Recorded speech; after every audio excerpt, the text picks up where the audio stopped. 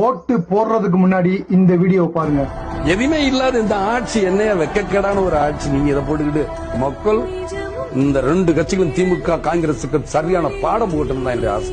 கலைஞர் செஞ்சுட்டார், கலைஞர் சொல்லிட்டார், கலைஞர் என்ன கலைஞர் என்ன பண்றாரு, கலைஞர்கள் அப்படியே கலைஞர் அப்படியே தமிழ்நாட்டு மக்களுக்காக அப்படியே அள்ளி இறைக்கிற மாதிரி இவர் ரொம்ப யோகியர் மாதிரி பேசுற. நான் வச்சிருக்கிற திட்டம் ஏழை மக்களை தங்கத்தட்டுல தாராட்டணும்னு நான் நினைக்கிறேன். நான் இன்னைக்கும் சொல்றேன், இவர் தமிழ்நாட்டின் ஒரு சாபக்கேடு நான் சொல்லியிருக்கேன். ஏனென்றால் இவர் இருக்கிற இல்லீகலான பர்சன், அதாவது தப்பு செய்யறவங்களுக்கு புறம் துணை போறவர் தான் இந்த கலைஞர். விடமாட்டேன் மக்களே, நிச்சயமாக தேசிய முற்போக்கு திராவிட கழகம் வந்து அவங்க எல்லாம் புடிங்க உங்கள்கிட்ட காசு. திமுகவும் காங்கிரசும் மோசமான கட்சிகள் விமர்சனம் பண்ணுவார். ஊழல் சாம்ராஜ்யம் அப்படி என்றால் கலைஞர் தான். இதை வெறும் ஸ்பெக்ட்ரமை பத்தி சொல்லணுங்கிறதுல மொத்தத்துல கலைஞரை பத்தி சொன்னாலே ஊழல் தான். எப்படி உண்மை சொல்பவனுக்கு ஹரிச்சந்திரன் சொல்றீங்களோ ஊழல்னா கலைஞர், கலைஞர் என்றால் ஊழல். அதனால இதை பத்தி பேசினாலே போதும், கலைஞரை பத்தி பேசினாலே மொத்த ஊழலை பத்தி பேசுற மாதிரி தான் அர்த்தம்.